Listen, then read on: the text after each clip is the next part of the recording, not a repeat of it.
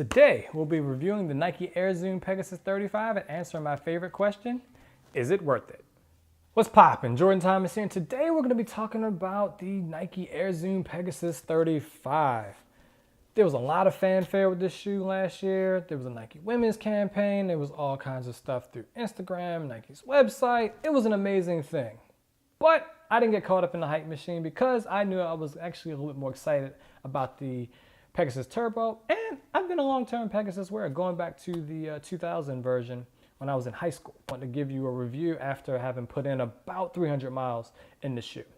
When I'm looking at deciding whether or not something is worth it, I look at it really from only three different perspectives. I look at it from the design, do I like to look at it? Second thing is, how does it perform? Like, at the end of the day, I want it to work. I want it to do what I set out to purchase it to do. And then three, how did the price work in terms of my overall value in what I purchased? So let's jump right in.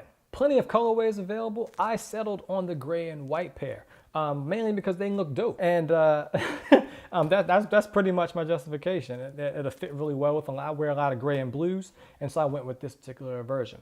One of the first things I noticed was the flywire cable. They've moved it up, so it created a bunch of new room in the toe box, and also with the way that the integrated flywire cable is set up, it creates this very snug feel. So snug, as a matter of fact, that I had to loosen these up, which was somewhat a bit new for me, because particularly with Pegasus, I felt like I had a lot of room in them and then I had to tighten them up. These ones I needed to actually loosen up. Also notice that this performance mesh, it's a pretty cool thing. I don't really know what the material is, but it feels cool, it looks cool. One of the other things that I noticed was the 35 green printed on.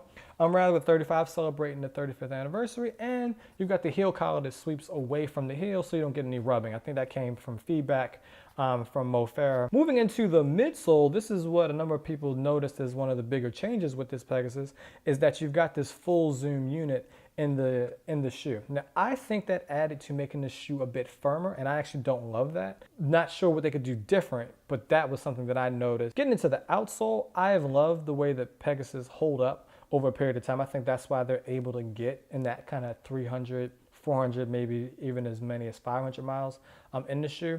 You've got the old school pentagon front of the foot, but as you move down towards the heel, the actual stubs actually begin to elongate a bit. So moving on to the overall performance, I do feel like this does offer a pretty smooth ride as long as I'm running in the shoe for less than an hour. One of the things that I noticed is that for most of my easy runs was going to range anywhere between 4 to 6 miles. I felt pretty good having to break in Pegasus, and usually over 15 to 20 miles, which means 3 or 4 runs. But I did notice that when I started increasing my distances, particularly that 8, 10, and then also up to 12. Once I got to 12, it was a no-go. And I think it really was attributed to the fact that this zoom unit in it has made the shoe so stiff. That in combination with the eyelets being slipped up a bit more, it's making the shoe too snug, and so it's creating that burning sensation. And so I didn't enjoy wearing them as much for those longer runs. I felt like they were kind of necessary, which was new for me when I think about describing the Pegasus, because I've been a long-term wearer and a long-time lover of the shoe. It's I want to look forward to putting on the shoe. And I don't think that's a really unfair expectation, particularly because the Pegasus Turbo came out. The Pegasus Turbo set this very high bar for me, and I was able to immediately feel like they fit, minus the little issue if I felt like it was a little bit too much space in the heel collar.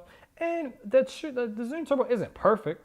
I think that the way the Pegasus beats on the Turbo is actually going to be in the durability department and the overall traction that's offered on the sole. Unfortunately, I can't compare these to the Reacts. I've never raced in my Reacts or run in my Reacts other than down the street.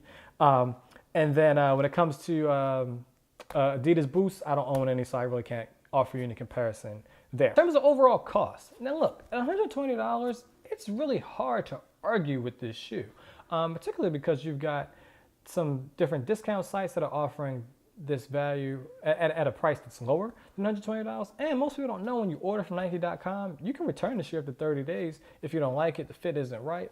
And so it's kind of why wouldn't you have this a part of your rotation? So in terms of my overall impression and whether or not I think the shoe is worth it, I do believe it's worth it. Someone who's a neutral runner is looking for kind of an all-arounder type shoe.